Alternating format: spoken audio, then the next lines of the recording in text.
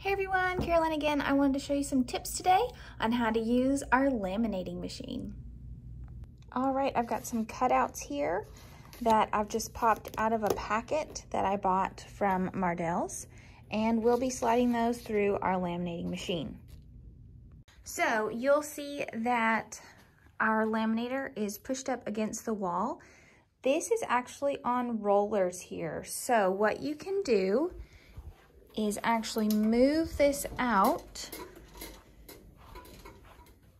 into the room like so, which allows you to put your pieces through on this side, and then the laminated pieces will fall out on this side. But this is just a space-saving option, and then when you're done, you can roll it back.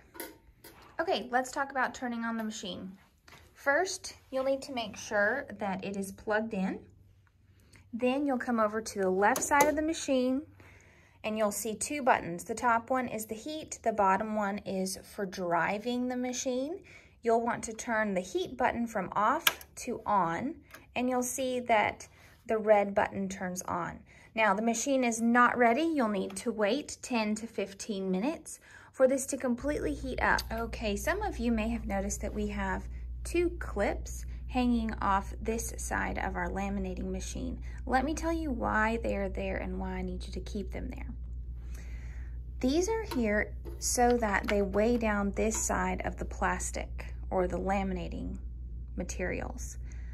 What that does for us is as the lamination comes through, it holds down this plastic so that it doesn't roll back into the machine.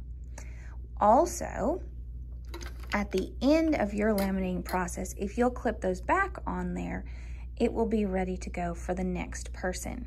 Okay, we're ready to laminate. You'll be able to notice that there is some heat coming off of this machine. You'll also see that there's sort of a heat discoloration here. That means that this is getting hot, and so it's working. This is your workspace. From where the edge of the laminating begins here all the way until where it ends right here. So this is your space. If it doesn't fit inside this space, your piece will not get laminated. So I'm going to put my tree here in the middle, and then my second tree I'm going to put close to it, but in order to maximize the space, I'm going to put it as close as possible without it actually touching. So this is hot. This part is not hot over here. The closer you get to the machine, the hotter it will feel. To get this to run, you will push the drive button up toward run. This nozzle right here, or this turn knob right here, from low to high, that's how fast the pieces will move through. That is a personal preference. The slower you go, the more time you have to put pieces through the machine. And the faster it goes, the quicker this is going to adhere. And if it goes too quickly, it may not adhere very well. So here we go. I'm going to push this to run. The machine has started, and I'm going to go ahead and put this first piece through. I'm not going to put my second piece through until it disappears, or pretty close to disappears.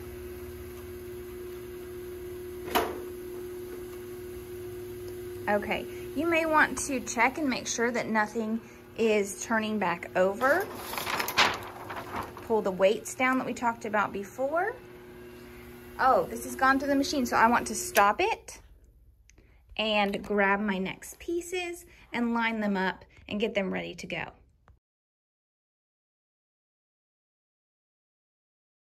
Okay, I wanted to show you that we are done with laminating all the pieces here.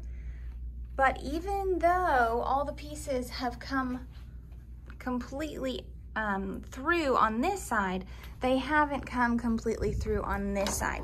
So you need to continue to run the machine until all your pieces come all the way out the other side, and leave enough of a gap so that you can clip on those clips that we talked about before. Okay, we have made sure that all of our pieces came through the machine, We've left a significant gap here so that we can attach our clips, and I'm just going to cut it off, sliding my scissors gently all the way across. Once you've reattached your clips, it's time to come on over here and make sure that the machine is all the way turned off. Even though it's not running anymore, it's not off, we need to switch the heat button from on to off, and then you can unplug the machine and roll it back into the wall. Okay, that's it. Hopefully you have some great pieces to use in your classroom for years to come.